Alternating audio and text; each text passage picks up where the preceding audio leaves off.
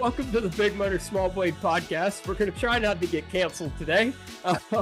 My name is Buddy Bowie, joined, of course, by my co-host, Seth Dolby, and joined by TSJ Sports' own Peter Strada, and then the guy who pretends to be a journalist every week, Chuck Folsom, for wherever he works. C-H-U-C-K, Chuck. Chuck, we've taken over naming rights to your name. I'm sorry, Mama. I can't help it. Well, look, empires fall every day. Anyway, anyway, we got a lot of stuff to talk about. I don't raise your hand if you're a lawyer.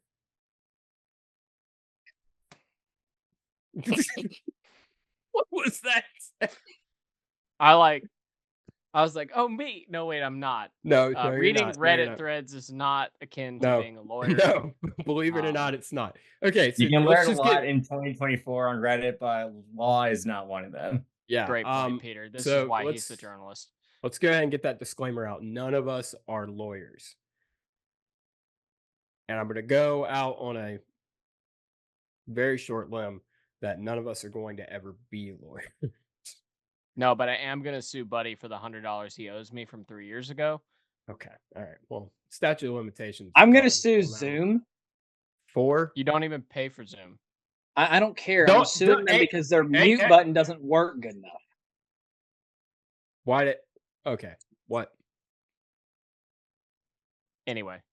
Okay. All right. Cool. And I'm suing the Phillies because they give me heart trouble. All right. Hold on. How do you do this? Hold on. Wait. Peter, who are you suing? Right. I don't know who I would sue. That's a great question. The Florida Panthers. Yeah, why not? Actually, no, the Carolina Panthers. Why can I not mute Chuck? Just, I don't know. Stop trying to mute Chuck. Wait, I did it. Okay, all right, cool. All right, so anyway, Chuck's muted. All right, let's start the show. Okay. We get Chuck on every equinox, and you fucking muted him in 3 minutes. Yeah, that's right. Peter, I'm gonna go to you because you are by far and away the smartest person on the show. Which I don't know what that says about you or us. But we're gonna roll with it. 2311 and Front Row Motorsports are suing NASCAR. Everybody and their mother has talked about this, but you know what? You haven't heard the real story until right now. Bold claim. Peter, what's up? What do you know? Give us the rundown. So obviously 2311 and Front Row are the two teams out of 15 who held out to not sign the new charter agreement that was presented to teams on September 6th, the Friday before playoff race 1 from Atlanta Motor Speedway. And they are alleging in the lawsuit that NASCAR is an unfair monopoly. The France family has too much power over the sport historically, and both in the new agreement that they're gaining more power, and that they've taken, as the sanctioning body, has taken uncompetitive practices to maintain a monopolistic presence over racing in America. Okay.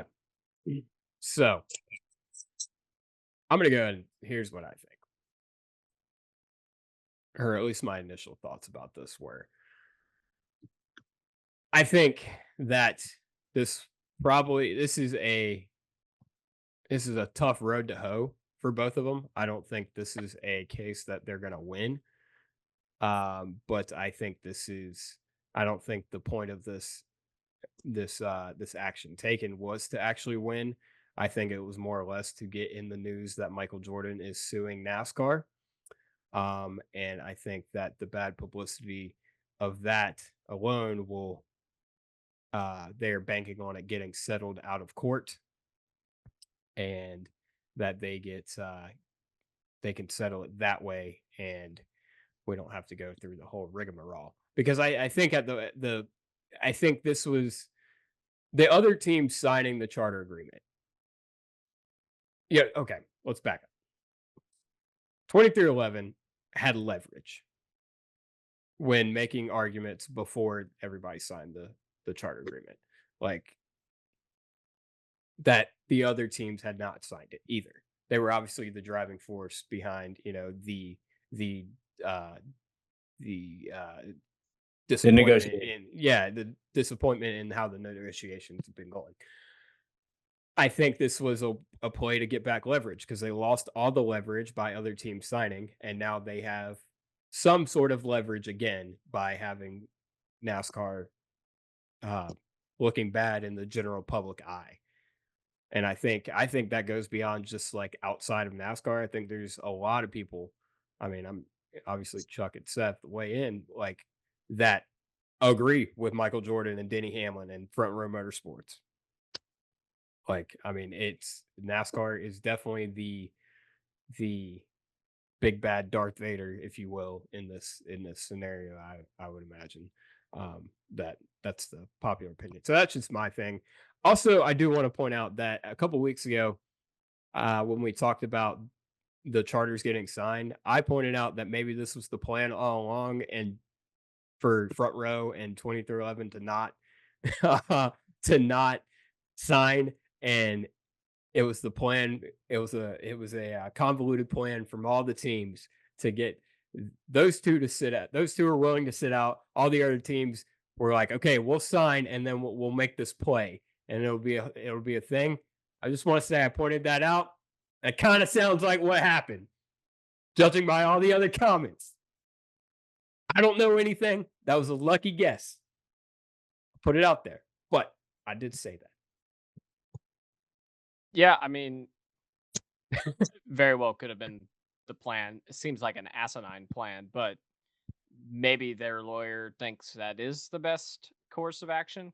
I honestly, at this point, also think it's the best course of action because if this goes to court, NASCAR is going to have to open up their books. Yep. And I don't think they want that, whether it's a closed court or an open court, whatever. I don't think they want Denny Hamlin and Michael Jordan to know what goes on behind closed doors Absolutely financially. not. I Yeah. don't think they do. So ultimately, I do think that this gets settled. But honestly, I kind of hope Michael just says, "Nah, we're not settling. You guys open this can up," because Yeah. I don't think anything that they alleged in there is untrue and unfair. I don't think any bit of it is because, like they said, at the death, they decided NASCAR sent the agreement out and said you have to sign this by midnight. That's bullshit. Okay, and I think technically that's what is the term? Peter, you're smarter than me. What is the term that they use for it? Um, Oh, like I know fuck, what it is. Fuck. yeah. Wasn't blackmail or extortion, was it? No, Extortion. it I don't think that's the term they Either use. way.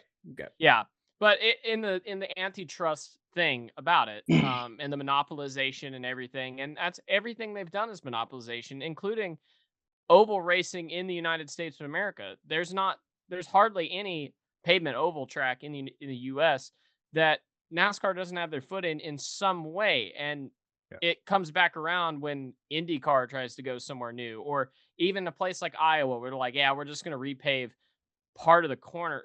I, I don't know, but it definitely seems like NASCAR's done everything in their power. Again, same back to the IndyCar thing. It's like, well, they'll do a doubleheader with IndyCar, but they got to make sure that like no one knows IndyCar is actually here. So they've absolutely been trying to monopolize the racing space in North America, at least on the oval side, for a while now. They haven't for a long time let the teams. There was a long time where they wouldn't let the drivers or teams speak out on anything. Now it's more allowed, but then I don't know. Um, I don't know. They failed with the whole next gen thing. That's been more expensive, and then they still sat there and told the teams we can barely give you any more money when you mandate a car that costs significantly more money. I I don't know. Chuck. I hope they wipe the fucking floor with them. Quite frankly. So I've been very distant from the motorsports world, so I don't have that much to add, but I do want to say that. Um, in terms of the whole monopoly on North American, well, yeah, North American motorsports, United States motorsports, whatever you want to call it. You can't find me one pavement oval series that isn't run by NASCAR, in some way, shape, or form that has any significance. Because if you try and tell me Cars Tour, I'll just tell you guys now, their TV production is run by NASCAR. So Yep. Yeah. that may not be public knowledge, but it's true. Peter, you set the stage for us. What's your opinion on this whole deal?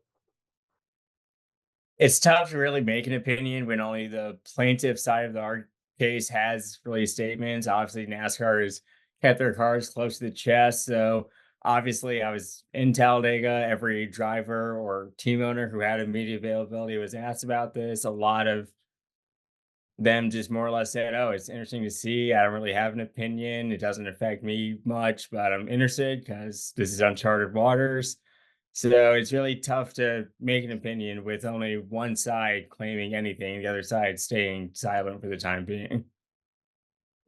Jordan Bianchi did his one of his anonymous question and questions to members of the garage.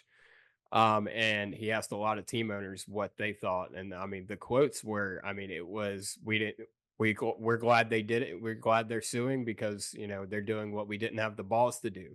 That's the general consensus we got from pretty much everybody there.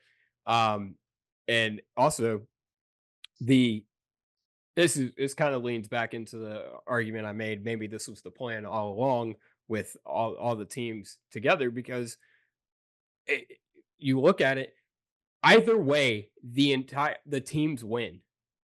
They either Yep. keep the deal they've already signed or they get a better deal.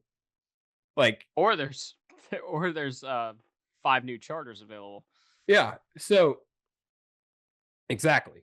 Exactly. So I mean yeah, well, really 6. Oh yeah. Yeah.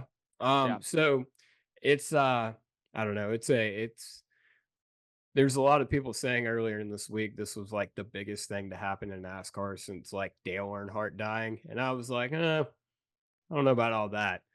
And Yeah, that's a the bit more, stretch. yeah, the more, It's pretty big though. but yeah, that's what I'm about to say. The more I've Yeah. like delved into it, and the more it's gone on, and we heard from Jeffrey, what was his name, Jeffrey Kessler, the Kessler. lawyer who's representing 2311 in front row.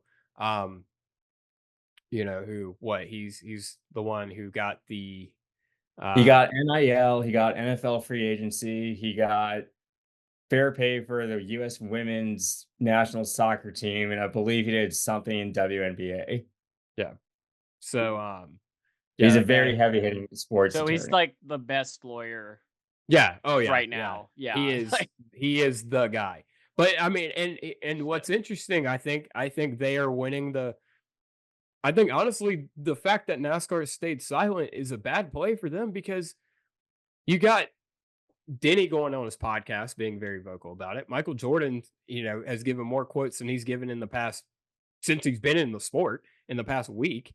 And you got the damn lawyer that is known throughout the entire sports world out here making, going on Dale Jr.'s podcast and talking about it. Like, so, and literally he had a media availability. The lawyer had a media availability. Like, so, I mean, it's, yeah, I mean, I think, Peter, I'm not going to necessarily hold you to it, but I think we're all in agreement that we kind of want them to win. I think I this, know I do. I already said it, but yeah, I absolutely do. Yeah.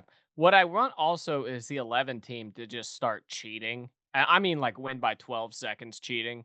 thank you for bringing that up. Yeah, because it literally, they said the lawyer Kessler brought it up. He was like, we're going to be paying attention to if the 45, the 23, the 34, the 38, or the 11 get penalties or whatnot. It's going to be under a microscope. So I mean, yeah, Okay, not 12 or 11 seconds. Everyone would believe that that car was illegal. But I mean, look, you start cheating a little bit, even if NASCAR shows it, people are gonna be skeptical. They're gonna be like, maybe, no, absolutely not. maybe this is all a grand plan, and like Denny actually doesn't want to sue NASCAR. Michael Jordan doesn't actually care. Front row, I don't know what their angle is in all this, but maybe this is all a ploy to get Denny Hamlin a championship. because now they can do whatever now. I mean, look, they could probably skirt by with some stuff now and get Denny on through. That would be If an Denny or interesting. Reddick were sorry, go ahead. No, you're good. Go ahead. If Denny or Reddick were to win the championship, just imagine how awkward championship stage and the banquet would be this year. Dude, they'd be Jim France here to offering get in the the cup. they'd be offering in the fan experience, present the Bill France Cup to the champion for $1 million NASCAR experience point or whatever it's called, fan points or whatever this Yeah, hell whatever. I'll just get a anyway. random fan with a VIP pass at Phoenix to give the trophy away. That'd be a sick thing to get to do. Dude, hell Unless yeah. you drop, like, the only thing I could think of would be like being terrified that I'm going to drop the thing. Like, I don't know how it looks. Imagine it's like Denny wins the championship and it's like a Chase Elliott fan. And he flips Denny off as he gives them the championship. I would hope they would choose a Hamlin fan. It'd just be hilarious. What if it's like a random draw? That'd be hilarious. I do think for the absolute hilarity of it all, I do really want Denny to win this championship. It would Or be Reddick. comical for sure. Yeah. It'd be comical. All right. I think we have tackled the law and order of this, except for no, not really. We're gonna get into Talladega. Where do we even want to start? Let's start from the top. Let's start from the top. Okay. All right. Okay. I'm gonna get ahead of this. So Daniel Suarez got a penalty and had to make a pass through on the first lap of the race. And obviously he goes a lap down. Obviously he needs to stay in the pack so he can get his lap back whenever a caution would fall. Now, I will not accept from anyone any slander for him pulling up into the middle of the pack because so many guys have done that before. So I don't want to hear shit from anyone about that because it's been done. It's been being done for the past. I don't know. That's for the past, that wasn't the problem. Yeah. I think in one of the races last year, Logano did do this exact move. No, Yes, we several watched it guys happen have done it. almost Several shit guys ourselves. have done it. I just wanted to put that out there because I saw a lot of things on Twitter about that. That's not the issue here. The issue with it all is he pulled off one of the dumbest fucking moves I've ever seen in my fucking life. Almost as dumb as Kyle Larson running into the barrels last year at Homestead. But I was astronomically stupid by mi amigo. I missed the news that Kevin LePage and Daniel Suarez were ride swapping this week. Okay, that's not even close to true, but okay. Yeah. Poor BJ didn't do anything wrong, just got Suarez for no reason. I don't really know what he was thinking there. I don't. I'm coming up. Good luck, everybody else. Have you listened to the spotter audio? Somebody posted like the 5 laps leading up to it. Like they literally talked about it for 5 laps, like what they were gonna do. And then like I don't know who his spotter is, but he's saying like, you know, top and bottom. And then he goes, oh, okay, hang on to it. Like he was completely shot. He never told him clear once. Daniel was just like, I turn now. Look, I've said this before. I'll say it again. I think Daniel tries way too hard. And almost every time I see a glaring example of him trying way too hard, it immediately is followed by something completely stupid.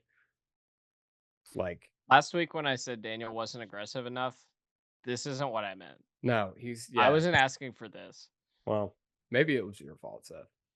He doesn't listen to this show. 100% guaranteed he doesn't listen to this show. Yeah.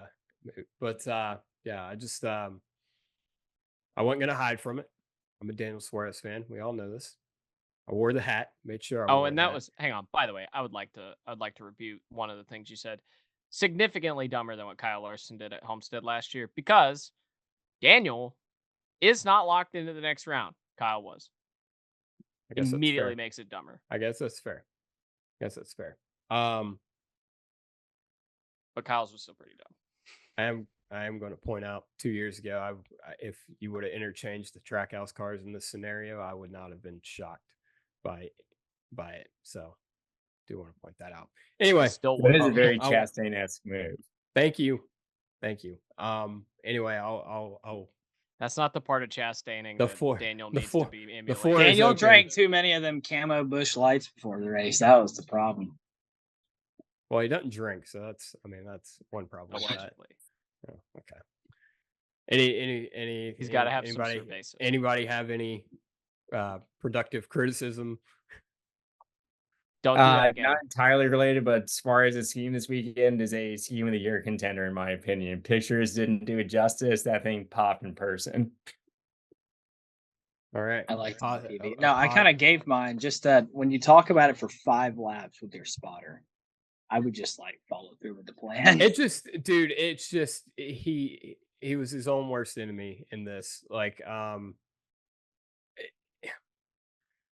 he gets in these scenarios, like I said before, and he just tries too hard. It's like it was a missed opportunity, a huge missed opportunity.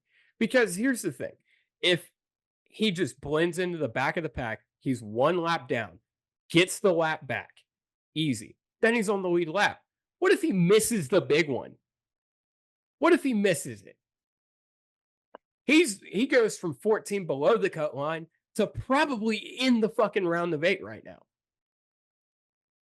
Now, he got absolutely beyond lucky that big wreck happened, because he's only minus 20 instead of minus 35 like he was going to be. But just, yeah, I don't know. I was just thoroughly confused as to what was going through his mind at that moment. I don't understand why you're I- so upset by this, because you said over and over he's going to win next week. So, like, have some conviction and just be like, Oh, "Bro I doesn't mean, care, no, he's going to win next week."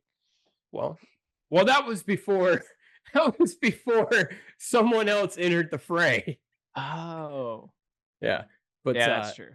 yeah, that's true. But yeah, no, well, I'm upset because it was just unnecessary, man. Like poor BJ McLeod got taken out because of this, and it's Yeah, just no, like you justice made for yourself BJ. Okay, made yourself look like a fucking ass. So Daniel okay. needs to personally apologize to BJ. I mean to me, but mostly to BJ. I'll talk Okay, to it's not Daniel that- about that It's not this that weekend. serious. I'll talk to him about it. Okay, now we got that out of the way. Where do we want to go? Do we want to? All right, Probably the Seth. racing. Seth, do we want to do? Yeah, let's talk about the racing. Yeah. What do we Yeah, think? Wait, hang on. I got a question. Okay. Did you get your fill of junk food this week? I mean, God, there's plenty of junk food. It was. I would argue it was pretty much all junk food. It was a historic amount of junk food. Yeah, it really was. Okay, if you guys listened to the Atlanta show, you would you'd get that joke. But Yeah, but anyway, okay. okay. So, as someone who's sort of defended this sort of super speedway racing for the past 3 years, I'm kind of on board with everyone who hates it now. Not for the same, maybe not for the. I do not hate the fuel saving and all that. That does not bother me at all, because the entire point is to have the quickest pit stop on the next time. So no, I don't care about I don't care about any of that. What I don't like is, as soon as it's go time, you are 2x2. You cannot get any headway, or you cannot make headway. Everyone was complaining afterward. They're like, "Oh, no one went with Kyle Busch." I'm like, "What? 3 of them were going to go with Kyle, and they were all going to finish in 23rd, or Yeah. probably a little higher because there weren't that many cars out there." But like, you weren't gonna gain anything. The only thing you could do was maintain what you had. There's a reason Kyle Larson never tried to make a move. There's a reason Byron only tried to make a move in the tri-oval, and I don't think he thought that was going to work. It did better than I kind of thought it would, but still didn't get there. it didn't even hurt Ricky Stenhouse that much. Yeah. Like he lost his drafting partner and still won the race. Ran the last 300. I mean, Kyle Larson probably stopped pushing a little bit. Yeah, I That was about to helped, but say, yeah. 5 car wasn't exactly But doing his still, part. having a car right behind you is still better Yeah. aerodynamically than not. But yeah, I don't know. That final 2 laps basically looked like a fast-paced lap. Yeah. Brad didn't even block. I'm not 100% sure why, but I guess he probably had thoughts of, or he had the spring race playing in his mind. Goes, I don't want to do that. Maybe. Well, I don't I know. mean, I get why Brad didn't block. I mean, he would have gotten split. Like, there's no shot Ricky pushes him. Because I mean, Ricky had the Yeah. 9, or not the 9, the 24 behind Was him. Ricky gonna get clear of the 5 in that instance though? It doesn't matter. If He would have the held his line. well, Brad would have been clear. Brad would have been clear of Ricky. Ricky would have split Brad, and Brad would have sunk, and Kyle would have assumed the lead Oh. car on the bottom, and Ricky probably would have just held the lead as the So lead yeah, car why on didn't the he top. do that? That would have benefited me. I don't appreciate Okay, that. all right. No, Well, I'm kidding. okay, all right. But Anybody yeah, else? I mean, Yeah. ultimately, Bold of I you to get say the it. submarine car would have sunk. Ooh, that was a good one. That was a Damn, good one, Peter. Peter coming in hot. All right. Peter, what'd you think?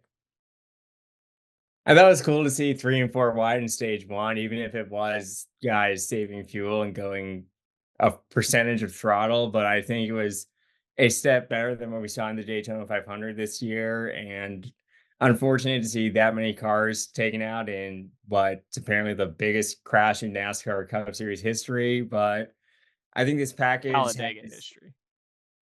I think this package has its problems, but it's getting marginally better with each race. Chuck? Seth, it was Cup Series history, by the way. I thought there was like a 60 car wreck back in like 1950. That apparently wasn't actually a Cup race. That was the precursor to the Xfinity Series. I thought it was the Daytona 500 as well. Okay. It was a 37 saw car that crash on lap 37. 1. Yeah, 37. Yeah. All right. I don't know. I didn't pay close attention the entire Alright, race like I Seth. normally did. No, I had it on. So what? I guess when you're casually watching and you look up and you watch a couple laps and then you look back at whatever else you're watching and then you look up again, it really wasn't that bad because I wasn't like intensely watching and realizing that the same guys were in the same spot that they were 5 laps ago and 10 laps ago and couldn't pass. And I didn't see the first stage, so I didn't see the 4 wide thing. So I didn't mind it, but I'm sure if I actually sat there and analyzed it and really paid attention the entire day, I'd have a different opinion. But it was just another next gen late race to me, or drafting race, whatever the hell you want to call them now. I just Yeah, severely miss when a lead car could be powerful enough to force everyone single file and pull a line and defend his position. Like actually get out in front. I really miss that. We talk about super speedway racing used to be better and it used to be this. It used to be if you built a good enough car and you knew how to drive it and knew what to do with it, you could do pretty much whatever you wanted. We saw Dale Earnhardt do that a lot. We saw Dale Earnhardt Jr. do that a lot. Jeff Gordon did that a lot. Occasionally, Jimmy Johnson did that. So I just miss that. That's kind of where the junk food thing comes into me. It doesn't feel like that. Like, yes, Brad's up there and he's always up there. Joey's up there and he's always up there. But I don't feel like once they get to the front, they have a bunch of control over what happens. Yeah, so the 4 wide deal. Yeah, I get it. They were saving fuel, but also if someone's making that argument, they're still racing. Like, I'm sorry, Eric Jones was up against the fence making move. Like they all knew, yes, we're all saving fuel, but like also they're all still trying to get to the front because they want to be the lead car saving fuel, because when they come down pit road, they're going to be the leader and they're going to come in and pit and they're going to come out in front of the pack. And yes, when it does go 2 by 2, they're going to be the ones, at the front of the line. So that's what they're all fighting for. So if anyone, and I haven't listened to it yet, but I already know DBC is going to be talking up and down about how this was the worst thing in the history of everything. It's just it still boils down to what we said. You're still trying to make a play to put yourself in the best position at the end of the race. Now, what you said, yeah, the 2x2 at the end sucks. It's really dumb. And it's really like I was not normally at the end of these things, I'm a little bit like nervous. I'm like, oh, what's gonna happen? I literally like they took the white. I'm like, Regan Stenhouse is gonna win this race. Like, Well, and back up a little bit. Before that wreck, what happens? Austin Cindric, like you said, puts himself in position to either win or finish second in this race. And because his car is an aerodynamic block, he can't ever yeah, take advantage of that. And then when he gets basically not checked up, but loses the momentum just because that's the way the accordion worked. And when the pack comes back to him, he gets popped in the ass. And there's nothing he can do about that. There's yeah, nothing really anyone in that line could have done about that. That sucks. Like, that's yeah, really unfortunate. Like, Austin did everything right. Literally, I've said this a lot. He did everything right and went home with a junked race car, and he's 25 points out of the playoffs or whatever it is. yeah. That's unfortunate. That's really unfortunate. Um, well, we'll come back to that. Let's talk about Ryan Blaney. He got wrecked by Alex Bowman, allegedly, even though that was the most super speedway wreck of all time. I don't know why he was Ryan Blaney. I don't know, dude. He needs to watch a replay and someone needs to take his radio button away. I would love to know what Blaney thought Bowman should have done there. What's he Yeah. going to do? Slam on the brakes? Yeah, exactly. He's going to get pile driven by the 5. If the 5 Exactly. somehow misses him, he's going to get piled. Like, what did he want him to, what did he want Bowman to, like, oh fuck, I really don't want to wreck Ryan Blaney. Let me get wrecked by the 5 for myself. Like, screw you, dude. Like, You're going to a stage end. Every get a point grip. matters in this 3-race mini season of a playoff, so everyone's hammered down. Yeah. I don't know, dude. But Ryan Blaney, he's got a lot of audacity. I'll put it like that. Chuck, I don't know you have any opinion, anything to say about the Blaney thing? Not really, other than it looked like it hurt really bad. It did. That I will say, the poor guy can't seem to get out of a speedway race without taking like the most vicious hit you've seen in the past 5 months until he does it again.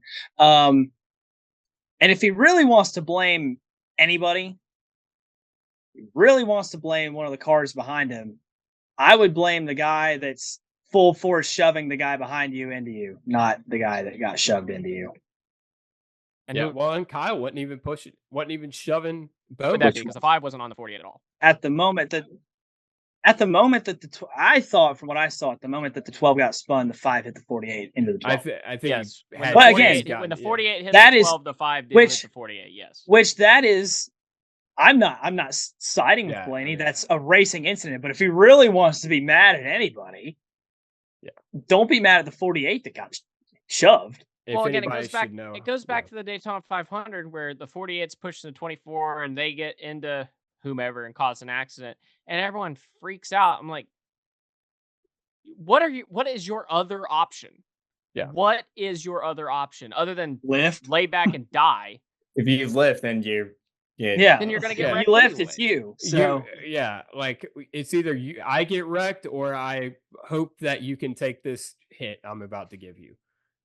Yeah. Like, and the thing is too, and everyone acts like that's a no duh, don't do it. Sometimes guys can handle it. Mm-hmm. Yeah. There are certain car setups that can handle that.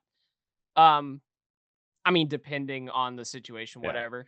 And then also, there was definitely a time in 3 and 4 yesterday where I don't remember it was somewhere in stage 3, but the entire bottom line got checked up. And somehow they made it through. So it is possible. It does happen, but it's not common. Yeah. I do want to say one more thing. Yeah. About this wreck. It took Ross Chastain a minute to get out of that race car. Yeah, it Yes. did. I just want to point that out. Yeah. Hopefully Ross is all good after that. But he got out. Yeah, we talked to him at the care center, and he seemed okay. I'm sure he felt that when he woke up today on Monday, but hopefully he's fine by Saturday for qualifying, and then Sunday for the next race. Also, it might have taken him a little bit longer to get out of the car because I mean, cockpit was filled with smoke. So I mean, yes, they have practice of getting out of the car, but you still can't see anything, and you're trying to unhook And he everything. said So, that he was reaching for the fire extinguisher button, so that may have delayed okay. him a couple seconds. Got to. Okay. Good. Good. All right. That makes me feel better. Yeah, kind of the same deal with Brad getting into the back of the 2 car that caused the big one.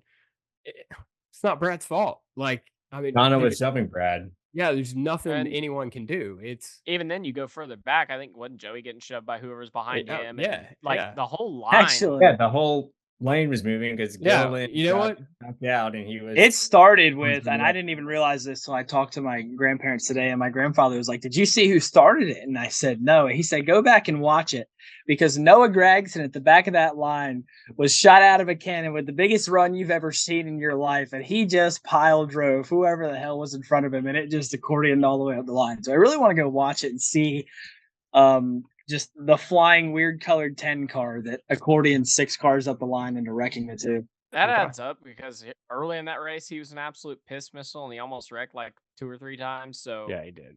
I believe that wholeheartedly. Yeah. I do want to say something too about the 4 wide deal. Kind of go back to that for a second. I'm sorry. I don't care how stuck the cars are to the racetrack. That's still fucking cool, and that was badass. And that I made was sure to go get clips of it coming by a couple times. Just yeah, we may not see that ever again. exactly. Like I mean, they were racing the hell out of each other there for a little bit, and it was quite the sight. Like uh, uh, let's this race was what it was. Super Speedway is what it is. That was fucking cool. Absolutely. I agree. Yeah. It had some Um, serious. I thought I was like, did I turn on Dirt Vision on accident? I'm really confused here. You wanted the best. You got him for a breast. um, Often imitated, never duplicated. The yeah, greatest show on dirt. yeah. Apparently, the NASCAR Cup Series at Talladega. The greatest show on an ancient Indian burial ground. Um, anyway, the big one. Okay, here we go. All right, let's talk about it. Austin Cindric, it all starts when Todd Gilliland gets lapped by everybody, which really that ultimately didn't really have much to do with it. Yeah. But yeah, like we said, Noah Gragson gives the shove of lifetime from 17th all the way up to the lead that ends up wrecking Austin Cindric and causing the biggest crash in Cup Series history.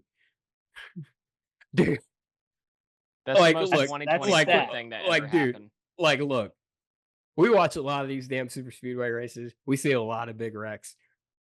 Rarely does it phase me. I don't know about you guys. Like, does it ever really phase you that unless a car like flips spectacularly? Okay. Well, yeah, that was what I was gonna say. Yeah, like okay, it never really does other than like that situation. Dude, I watched that. I was like, holy fuck, what are we doing? I was sitting I got there a normally. Oh yeah, go ahead, Peter. No, go ahead. Normally, when I see a big one at a race, I go, "Oh, where's Kyle? He's gonna miss it, or he's gonna get it." And then he missed this one. I was like, "Okay, cool." And then, like 2 seconds later, I was like, "God bless, that's a lot of fucking race cars." They just kept coming, dude.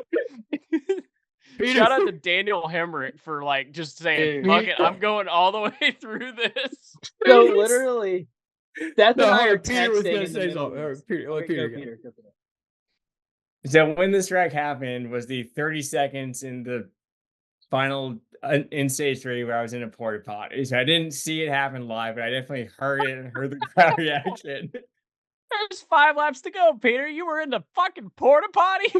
For literally 30 seconds, yes. Peter was drained as Peter when the big one. So Seth and I are texting like back and forth, and like as it immediately happens, I don't know. I thought it had something to do with Todd. So I said, "What was Todd doing?" And Seth goes, "I don't think it was Todd's fault." And I said, "Well, let me see." And then like we see the replay, and I said, "Never mind. What the fuck was Daniel Hemrick doing?" Dude, that was like, the most Arca breaks I've ever seen in my life. dude, he turned Austin Cindric into a Beyblade there for a minute. Like, I see. Hang on. When they, to be fair to Daniel Hemrick, when they no, show there was a hole. There was yeah, completely yeah. a hole. Yeah. When they show the head-on shot, I'm like, okay, I see what he saw He there. like It But he just saw the looks. light at the end of the tunnel and tried to get there as He's like, fast I'm as going, go, go, possible. go, go, go. he needed half a second. He needed a half a second, and he would have been in contention to win this race. Doesn't mean it doesn't look hysterical. It's just Yeah. like, here he goes. You can see him accelerating the video. It's like, yep. Boom. It looked like Ross Chastain at Martinsville the way he was going. He was fucking flying, bro. So I just want to say, I just rewatched the replay, and my grandfather had the wrong car, right team. It was Ryan Priest. the known terror, Chase Briscoe. Are you fucking kidding me? Good. That Okay. pushes That's pushes perfect. Burton into Logano, into Keselowski, into Cindric. So the Fords killed each other. Perfect. Perfect. I've seen All that right. violence. That leads me right into Chase Briscoe did something else stupid in this race, didn't he? yeah, he wouldn't get out of his fucking race car. That was really dumb. No, that wasn't even what I was thinking of. That's what I was thinking of. And you know, I guess good on him, because you know, if he looks a couple cars over in the fucking junkyard that's in turn 3, DVP not for MPD. Apparently.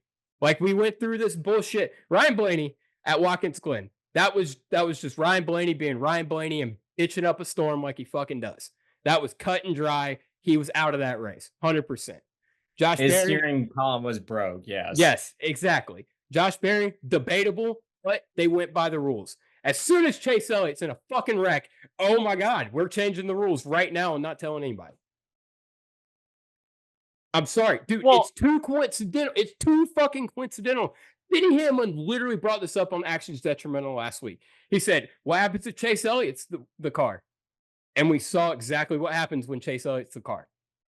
I'm not saying, look, this sounds a lot. I'm They did it to blowing Chase this Briscoe out. too, though. That's what I'm saying. Well, they had to. They can't just Yeah.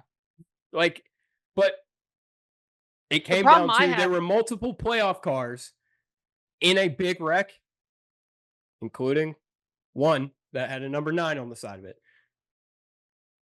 And they're like, oh, fuck, we got to change the rules now. Well, what I don't understand from the outset is that they did do this the last 2 years. They've done this. They did it this way, where guys got like fucking Joe Logano got towed back to the pit lane at Pocono. It happened a bunch. A Well, he lot of just guys got spun. the beach. Logano wrecked. Oh, really? I don't Logano remember. wrecked. Yes. Like At he Pocono? 100% wrecked. Logano wrecked. At There were Pocono? I don't remember. many Okay. guys wrecked, and maybe the definition of wrecked is Yeah. fluid. I don't know, but it definitely happened before, and I feel like it only became an issue now. And obviously, I think Blaney made it bigger deal than it really was because his shit was actually broke, and he just didn't I care. think that's really where this all started. I think the Josh Berry thing literally only happened because NASCAR didn't want to look like they played favorites last week, and then this week they were like, well, I don't really know. I don't understand any of it. Yeah. This is absolutely needs to be a rule that is written black and white. Like just tow them back to the thing. You're in the DVP clock. The 99% of the time, the reason you can't drive the car back is the same whether you made contact with someone or not. It's because you made a car poorly and you can't drive it. So just fucking pull them back to the thing. If they can't drive the car, then they'll take it to the garage. It's not that complicated. Chuck. So based on what Oh, Eldon sorry. Sawyer said post race last night, I would expect the DVP verbiage in the rule book to change over the offseason. Good. Well, he said that last week, didn't he? Well, it's not the offseason yet. It's not, and he's reiterated a couple times that it's not their intention ever to take a good car out of the race, and in their judgment, the 9 and the 14 had not suffered catastrophic damage. Well, we didn't Mine know if was Josh Berry's car fully was good fucked. last week. The 9 was That sure didn't even completely hit fucked, was it anything not? last week. Yeah, exactly. I mean, I heard his comments. They meant nothing. Like, we're gonna redo the verbiage over the offseason. You fucking redid the whole rule in a week. like, like, you undermined yourself. I literally said this last week. I was like, Yeah, they do that. we can all agree the fucking rule is stupid, but at least they followed the rule. I just don't get it, dude. Chuck. Does anyone? I don't really have much to add. Y'all have pretty Okay. much said everything. I want to say one other thing about this wreck, though. Okay. So they showed about 75 million replays. Yes. And I mean, there was pretty much every race car on the track was in these replays, except for one. I know what Chuck's about to say. Where the fuck was Denny Hamlin? Where the was- hell was Denny Hamlin? He He's He was lost been his waiting. 13 seconds behind the main pack. He was Really? waiting. Yes. He's- I had no clue. And Seth and I are sitting there like, where's Denny? Like, I literally Oh, said, dude. where is Denny? And he goes, I don't know. I haven't seen him. Me neither. Dude, for like 5 minutes, every time a replay came on, Chuck and I were scanning the TV like intently, like looking for Denny. I was like, how? How is he not in the wreck or by the wreck? It doesn't make any sense. And then dude, nah. Chuck checked the thing and it was like he's 12th. And we're like, what? Yeah, Dude, where? Look, I'll tell you where he was. He's been waiting for that wreck since the playoffs started. It's Atlanta. He Yeah. finally got it. His He's been strategy waiting. finally paid off. He knew it. He knew it. He was what maybe Denny knew it all along. He was like, man, Yeah. he's like, Maybe Was he Scott actually Rowland did. 13 seconds off the lead pack? yes, he was. Yeah. Why? What happened? What was he doing? Well, he had nose damage, and I think he came off behind the group he pitted with, so he couldn't really keep the. Okay. Yeah.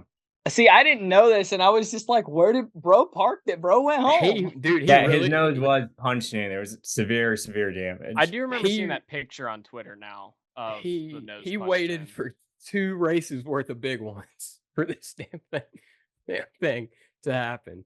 And he And it got took him 2 races from- worth of big ones. That's at It all took at him once. It took him from probably 15 or 20 points out at the time to, I think he's now plus 30. So a huge point swing for him. That was a huge point swing for Daniel Suarez. It was a 15-point swing for him. Oh man, Yeah. I just wanted to say that because it's really funny Yeah. to me. All right. Ricky Stenhouse won. So hold on, no, we're not done with that. We're not done Oh with my this whole. God. This What whole else thing. is there to talk about? Dude, more lies from the tablecloth. Yeah.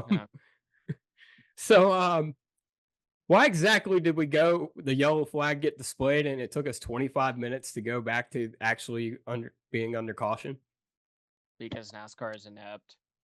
Like they threw the red. What did and they were do? Like, What did Nah. they do? Like throw the yellow back out, and then it's like, oh, excuse me, ma'am, your masseuse isn't hard yet. We can't roll the pace car off. Like, what are we doing? So Elton addressed this as well last night. He said that there were too many safety trucks still on track for the pace car to roll. Get them off. Or I know how just to drive a throw car the off a red back racetrack. out. I don't see how that's much of an issue. I don't. bro's just taking up airspace at this point. I mean, What 'cause, is he- dude, He's about mean, to there start were- taking up airspeed after the lawsuit ends.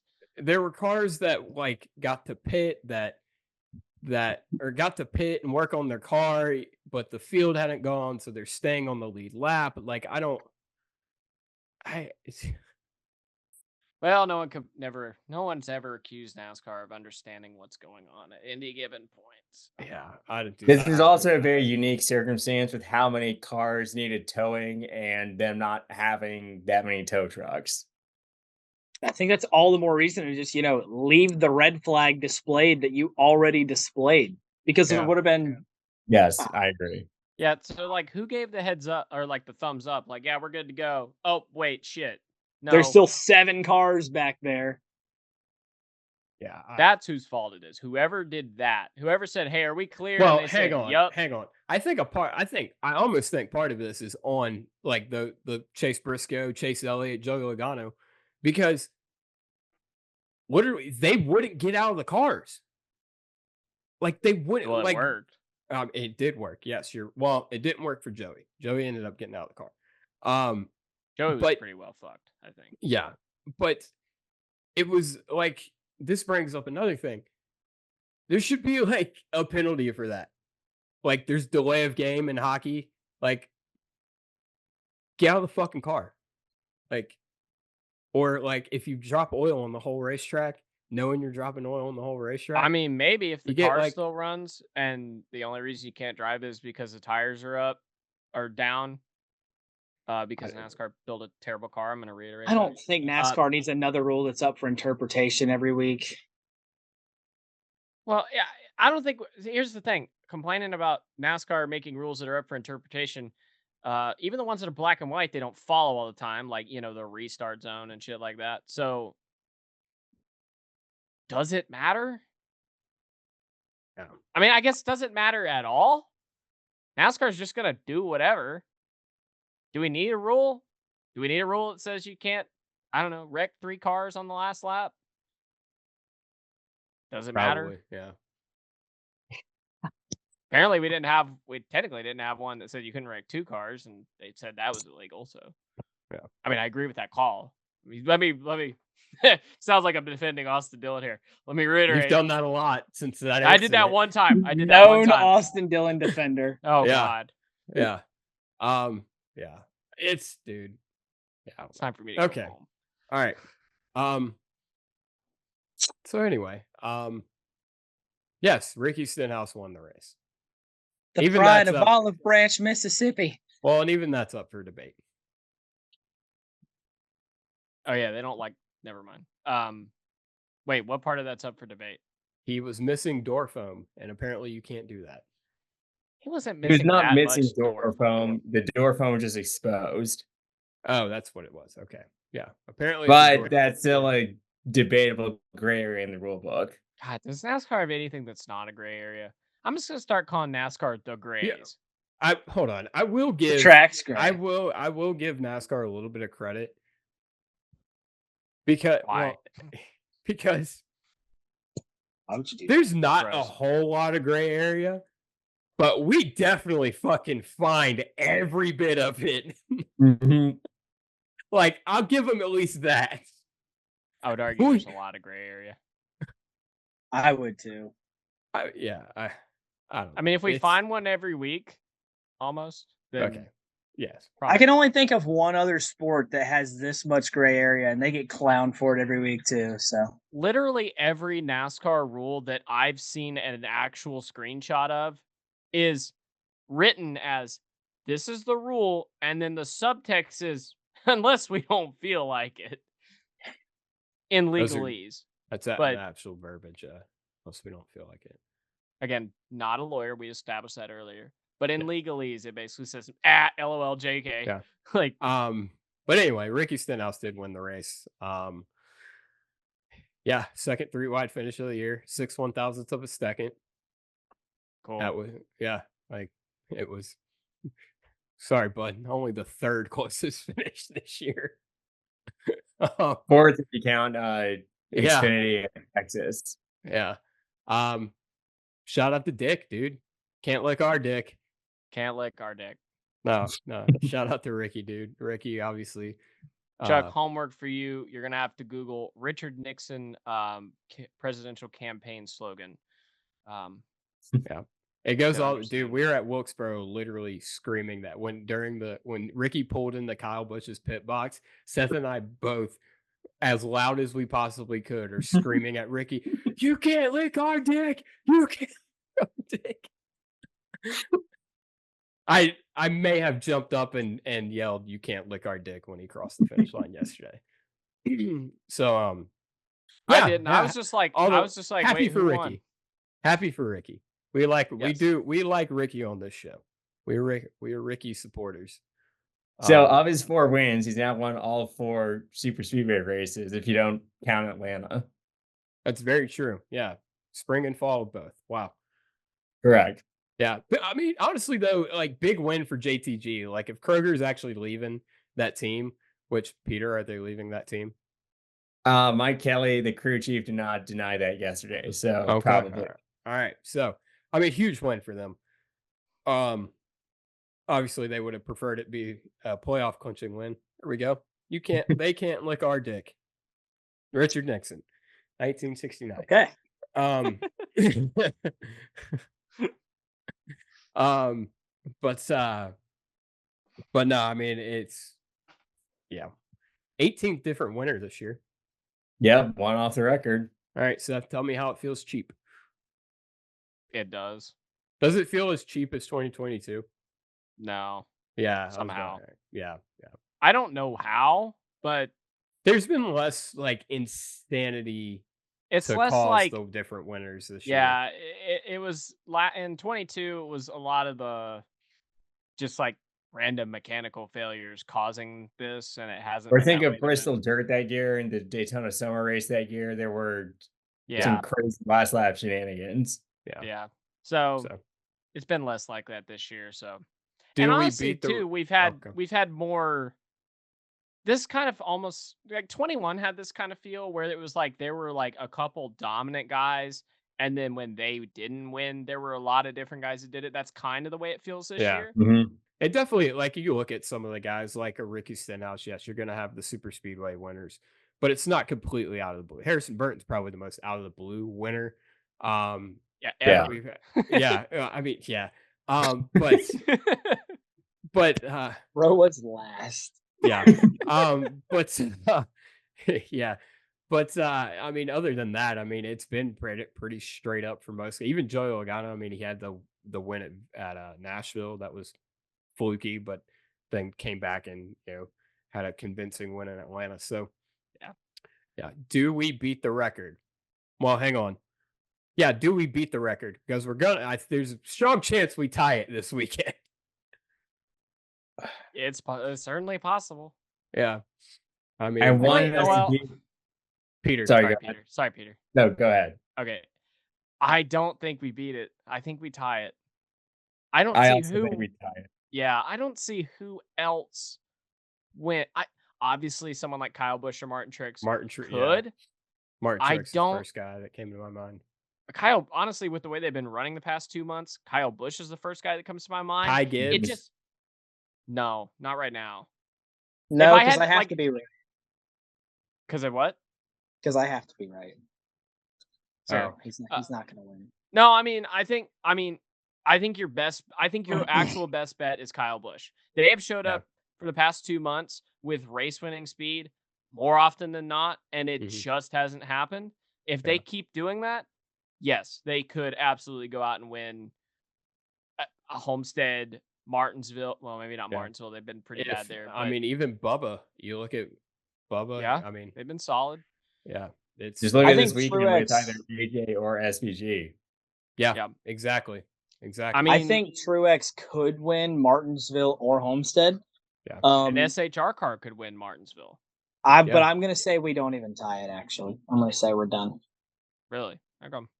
I mean, yeah. I mean, I think the best chance to tie it is one of the two college cars this weekend. Yeah, I mean that's Yeah. that's what I'm hinting at. It's Yeah. you're gonna have a pretty stout colleague racing at the Red Bull. How insane would it be, and just if those two just battling for the win at the end? It could totally happen. We're probably gonna get to judge how insane it's gonna be. Like, I mean, yeah. Obviously, AJ won last year, and Shane is Shane. So yeah.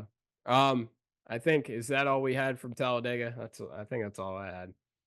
that's all I had. Anybody else? Anybody at the Oldsmobile won? Peter told me, reminded me of that. Did it say Oldsmobile on it? No, It did didn't. not. Sadly. I'm sad. I'm really. I am sad. also sad. Yeah, that's kind of, yeah. Whoever at Yeah. NASCAR that did that needs to go home and rethink their life. Yeah. If they lose it. Cool. All right. I guess we'll go sundress and dumbass. Sundress is. I'll go first. Oh, Okay. Sundress is Kyle Larson for finishing 4th and not wrecking anyone at a super speedway race. Yay! Well, I mean, he did kind of wreck Ryan Blaney inadvertently. He did not. His second super speedway top 5 in 47 starts. Yay. What a stat, I'm dude. gonna go with Shane Van Gisbergen. I'm My more than man shocked. drove up, took the lead at Talladega. He was trying to make a line work there at the end. He did that in the spring too. Bro is not timid at all. He drove 2 great races. He drove a great Xfinity race. He made one little mistake, and then something else happened. And then he drove a great Cup race. Like I did not like. I expected him, especially after getting wrecked out of the past couple super speedway races he's been in. I expected him to kind of lay back. No, bro got up in the mix of it, led some laps, set the fastest lap in what Cup Series history? In next gen Cup Series history. In next gen Cup Series history. 199.4 miles an hour. That's right. Max Verstappen could never. Yeah, exactly. And he's obviously going to run the Roval this week and have a strong shot at winning. So Shane Van Gisbergen's my winning both races. You're damn fucking right. I figured the one was a foregone conclusion. Yes, I hope so. Otherwise, Peter. I'd be like, really? I could have slept in this morning. I can go. Okay, Sorry, Chuck. Chuck, go. I'll go with all of the entire NASCAR community, but I want to say specifically Greg Biffle. Yes. For everything they have shit. done with Hurricane. I thought we were doing I dumbass. scared, buddy. I thought we were doing dumbass. And No, I was like, where no. are you going? No. For everything they've all done for Hurricane Helene relief, it's specifically Greg, but everything that man has done. It's truly incredible when disastrous things happen, how much a community, no matter what you believe in, can come together and help one another. It makes me happy to see. I know it affects so many in the industry, myself included. So I'm glad we could all come together and do a good thing. Just adding on to that, Biffle deserves a Presidential Medal of Freedom because he's done all this out of his own free time, his own pocket, fuel, his own everything. He's not doing this for any recognition, but he deserves the highest recognition. Yep. I'll say. I agree. On Gary. Good guy, Greg. I don't care which president gives it to him, but he deserves a Presidential Medal of Freedom. Actually, all the living presidents need to give it to him. I don't think I've ever told the story on the show. I have a Greg Biffle story. This was 2006 at the Coke 600. I was standing on the tracks on the track side. I was 9. I was standing on the track side of the street, getting ready to cross over to where the souvenir haulers were, and I was standing there with a Kevin Harvick shirt and hat, and Greg Biffle's on a golf cart, like 10 feet away from me. Just I guess they're getting ready to drive to a souvenir hauler. He's going to do a souvenir signing. So I walk up to Greg and I get him to sign my Kevin Harvick hat. And he goes, man, we got to get you a new shirt. He's like, come over to my trailer. I'll give you a shirt. And, I thought that was cool. I didn't think it was actually going to happen. But, we mosey on over to Greg Biffle's trailer. And there's like a mob of people. There was no line. It was just like first come, first serve, absolute mob of people at Greg Biffle's souvenir trailer. And this is like the height of NASCAR. So there's like tons of people everywhere. Right. And I like hopped up on my sister, put me up on her shoulders and like waved, got Greg's attention. And sure enough, pulled the shirt off the wall, signed the shirt. Like they pulled us through the crowd basically and gave me the damn shirt. Still got the damn thing to this day. Ever since then, I was like, Greg Biffle is he's the man. Always been a Biffle fan. Slightly less sentimental story, but I grew up kind of liking Greg because there's a bar in Mooresville my mom worked at, and like every week my mom would bartend for Greg Biffle. he always tipped good. Seth, didn't Greg Biffle save your puppy one time? No, unfortunately, I did not. But if I had a situation where I had a puppy in need, I 100% believe that Greg Biffle would be there to help. Yep. If I just like Absolutely. tweeted at him and said, "Hey, Greg, I need help with my puppy," he'd be like, Yeah. right away. And then all I of a mean, sudden, I'd hear the helicopter. Peter's Yeah. Peter's pet rock was stuck in a tree one time, and Greg Biffle came and got him out. There's no end to the good this man will do. Okay, all right. Anyway, Sundress for me. I'll go Ryan Blaney because he managed to finish last, yet advance his points cushion because of the huge one. Peter, I asked you to mute. I'm going to need you to accept it. All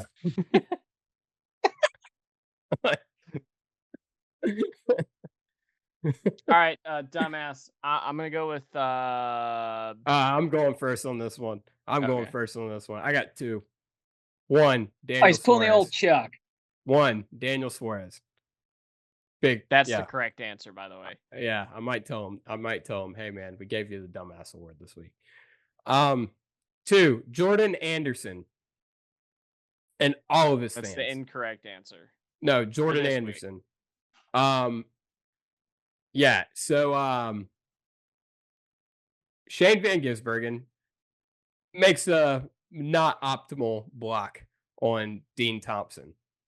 Goes down to the apron, saves it. Unbelievable save. Actually, it was believable because it's Shane Van Gisbergen. But he stays on the apron, not wanting to cause any trouble. Dean Thompson tries to get out of the way. Obviously, a huge moment in the middle of the tri-oval at Talladega. You're going to lift. You don't want to wreck. Unless you're Jordan fucking Anderson, just mowing on through like, damn, I see those rookie stripes. I'm going to shove you to the front right now, Dean Thompson. I see you're squirrely. I see you're hard on the brakes, trying not to wreck the whole field. I'm going to do it for you. And he went ahead and spun Dean Thompson out, wrecked Shane Van Gisbergen and a whole bunch of other cars, and Jordan Anderson could kiss my ass. Yeah. I've never liked Jordan Anderson. He's another one of those guys that I did good on a super speedway, so I deserve all the recognition in the fucking world for it. Even though I've done nothing else in my entire fucking career, but I'm a super speedway expert because I finished second in 2 truck races. So Jordan Anderson, dumbass.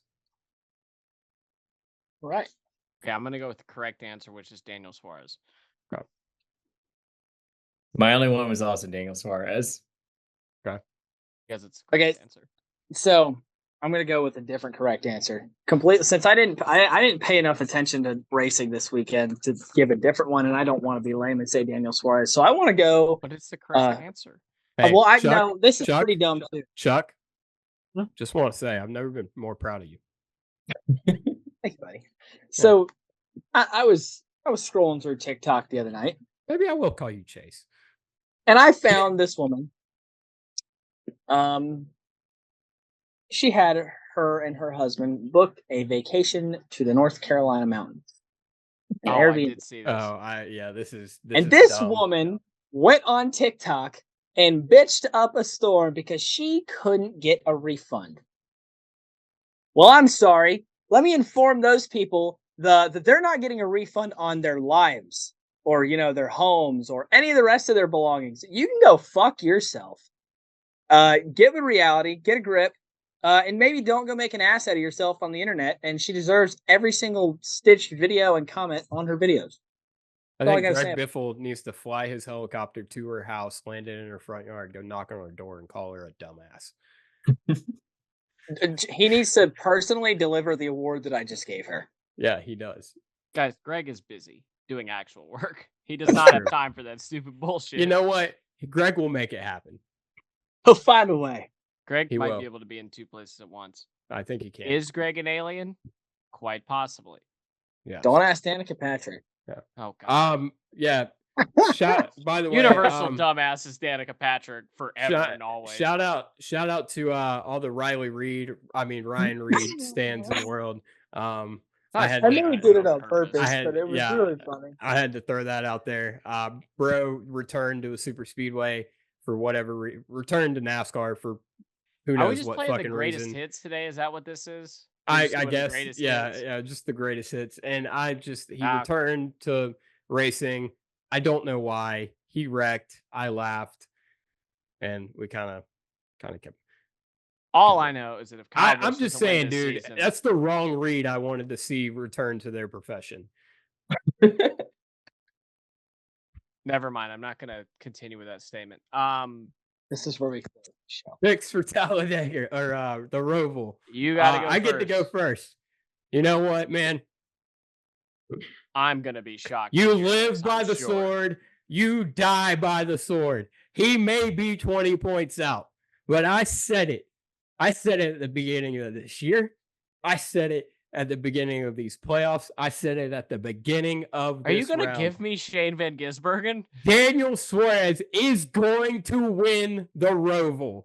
Shane Van Gisbergen is going to win the Roval. Daniel Suarez is going to pull off one of the biggest upsets in NASCAR history by beating Shane Van Gisbergen, who is the greatest race car driver in the world. And he is going to race his way into the round of 8. And I'm going to say it right now. Daniel Suarez will become the 2024 NASCAR Cup Series champion. Kids, this is your brain on drugs. God. Dude, what is in that glass? Apparently fucking wine. Buddy's wine drunk over here. Easy first round exit, motherfucker. No, we're going to hoist the cup this year. Well, Kyle Busch is winning the Roval. Wow. I actually did say that earlier. He did run there. He did run good there last year, didn't he? Yeah, he was third. Yep. Yeah. Who does Shockers then? By the way, Seth's picking Shane Van Gisbergen. I said that 3 times. Okay. Chuck, the last year's winner is still available to Why would I do that? That's too fun. That's too easy. Oh yeah, Chuck's been so good this year. He's just like, I can't make it. I gotta make it hard. Meanwhile, he hasn't made a pick in like 4 weeks. So like, yeah, I definitely still leading. I definitely sold. I will. Fine. I'll take AJ. Whatever. Nice. I was so tempted to take Josh Bilicki. I probably would have won the award for most TV time. Yeah, there was another Arby's car. Cody Ware was in an Arby's car, but it wasn't as slow. Dude, their investment paid off. It really is, because he did get TV time. He pushed Corey LaJoie all the way up to the fucking lead. Honorary dumbass. I agree. Yeah. Like that's what's even worse about what Daniel did. Like I couldn't even see Corey LaJoie doing something like that. That's how dumb that I could definitely see Corey LaJoie. I mean, he did wreck Kyle Busch at fucking Pocono this year. That was pretty fucking stupid. Totally. I'm gonna find that. Then I'm gonna give one more honorary sundress. I already did this once this year, but Forrest and Leroy Raffel, who founded Arby's back in 1964, did their investment all these years later. Okay. This has been the Big Motor. Well, hang on. No, I do. No. Another point about why Shane Van Gisbergen is sundress. No, his wreck avoidance in the big one. I don't know if y'all saw it. He was in the back of this pack when the wreck happened. Remove it from the left cheekbone, buddy. And dude, he full on did a drift to a stop to miss this wreck. It was pretty incredible and pretty fucking awesome. Peter, are we done? Can I help you? No. Okay. All right. Yeah. All right. So this actually has been the Big Motor Small Blade podcast. If you guys will be at the Roval, feel free to hit us up. We will not respond. Don't talk. We will not respond at all. But feel free to hit us up. We hope not to see y'all there. Go fuck.